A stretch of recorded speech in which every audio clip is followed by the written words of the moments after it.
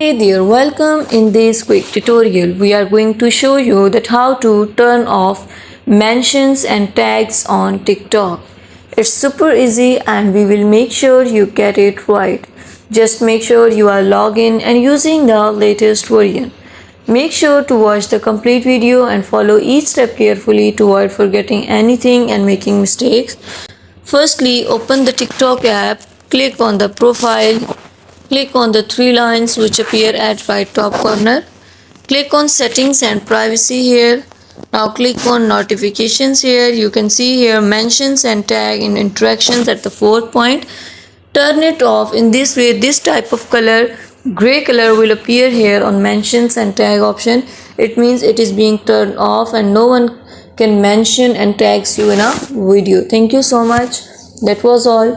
Please consider showing your support by commenting, liking, sharing and subscribing to our channel for more valuable content in the future. Your engagement is highly appreciated. I wish you very good luck. Thanks.